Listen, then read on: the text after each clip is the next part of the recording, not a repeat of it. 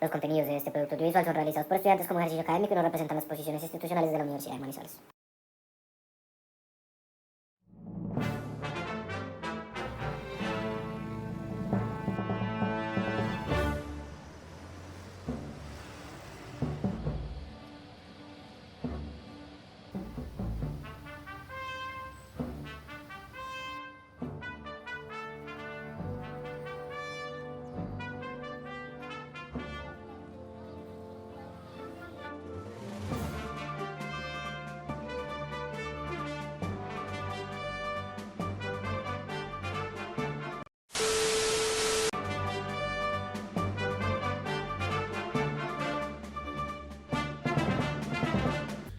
Néstor, es un gusto tenerte en este espacio en Noticampus. Preséntate por favor al público, cuéntanos un poco de tu papel dentro de la universidad y ya le damos despliegue a la entrevista. Bueno, mucho gusto. Me llamo Néstor Jaime Bustamante Vargas, soy el coordinador de los laboratorios de radio y también coordino la programación y contenidos de la emisora UMFM acá en la Universidad de Manizales. Cuéntanos en qué consiste el proyecto del Magdalena Caldense. Bueno, digamos que el proyecto Patrimonio Biocultural del Magdalena Medio Caldense lo que buscaba, o por parte de nosotros como Universidad de Manizales, fuimos un equipo de trabajo donde lo que se buscaba era desde la parte de los medios de comunicación, trabajar todo el tema de divulgación que venía realizando el proyecto la Universidad de Caldas. Entonces la Universidad de Caldas fue la encargada de hacer todo el proceso, podríamos decirlo, en la parte investigativa, con los biólogos que fueron los que hicieron parte de todo el trabajo de campo y con las comunidades, y nosotros entramos a apoyar, digamos, este proyecto desde la parte de los medios de comunicación, haciendo primero el tema de divulgación, pero iniciamos haciendo unos encuentros con los investigadores, haciendo unas capacitaciones, unos talleres donde les mostramos a ellos la importancia de los medios de comunicación en este caso, de cómo hacer para divulgar todo ese contenido científico que ellos iban adquiriendo a raíz de las investigaciones que hacían tanto ellos como con la comunidad. Desde la parte sonora, que es un módulo, ¿qué tan difícil o qué barreras encontró para poder cumplir con los objetivos del transmedia? Bueno, digamos que en términos del lenguaje sonoro, como lo venía diciendo al comienzo, pues fue un trabajo que se hizo primero con los investigadores y también con las comunidades. Hay que tener en cuenta que las comunidades fueron las que nos acercaron al territorio, fueron las que nos fueron mostrando el territorio, y también la idea era trabajar con comunidades desde diferentes sectores, tanto sectores académicos como sectores económicos, porque también era fundamental fortalecer la parte turística, ¿cierto? Todo ese tema que iba llevando a que la gente a través de la divulgación conociera bien el territorio.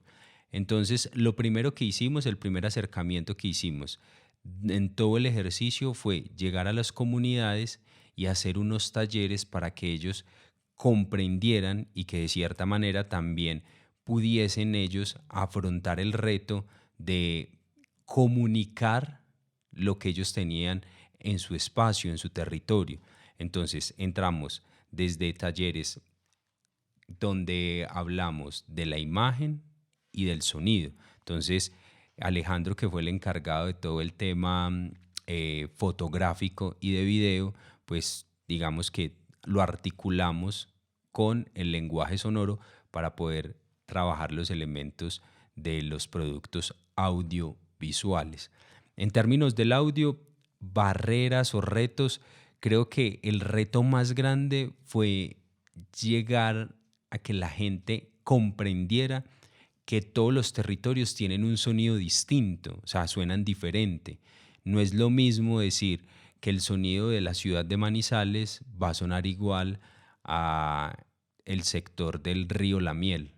Entonces, que ellos entendieran que su territorio tiene un sonido diferente, al igual que esas imágenes que pueden llamar mucho la atención a turistas, que pueden llamar la atención a otras personas que no conocen el territorio.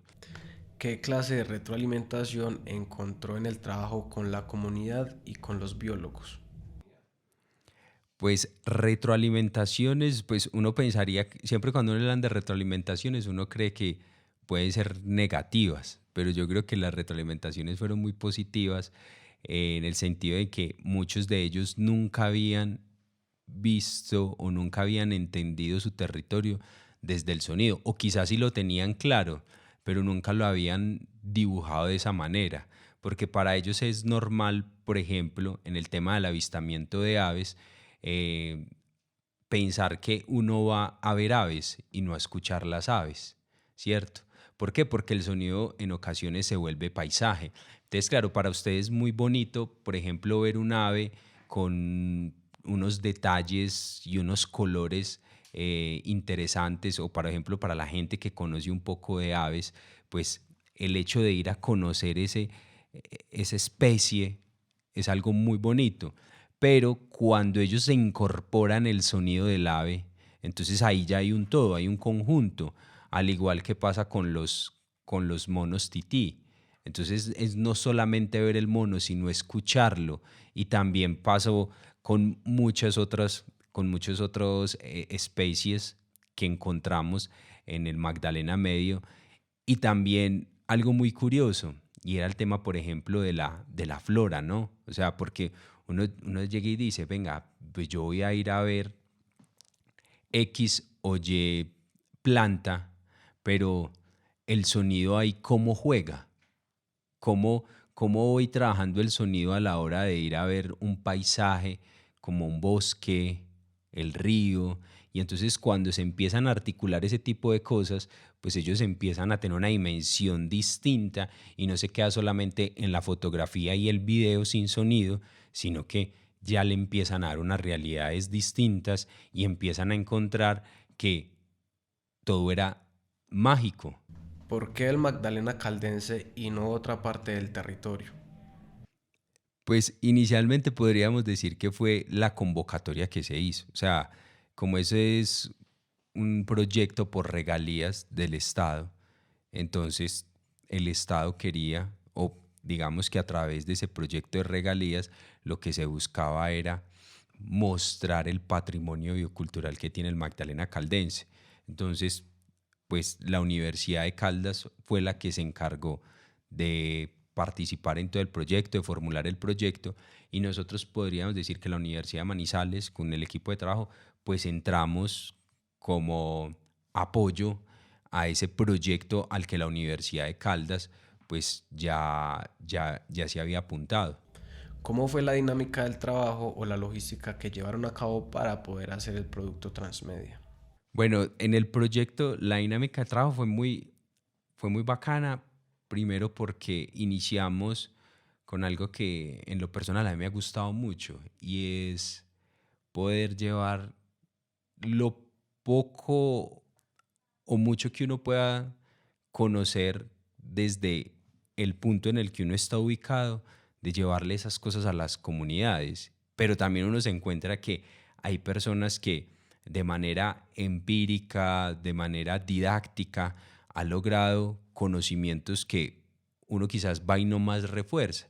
Pero es muy chévere tener esas conversaciones, por ejemplo, con gente de Norcasia, con gente de La Dorada, para hablar acerca del tema de los medios de comunicación y, digamos, en este tema particular, en todo el tema del lenguaje sonoro, pues que había gente que primero les encantaba el tema, o sea, iban a los talleres porque les encantaba; segundo, porque tenían muy claro lo que ellos querían hacer desde sus emprendimientos y desde sus comunidades como tal. Desde la parte sonora, que es un módulo, ¿qué tan difícil o qué barreras encontró para poder cumplir con los objetivos del transmedia?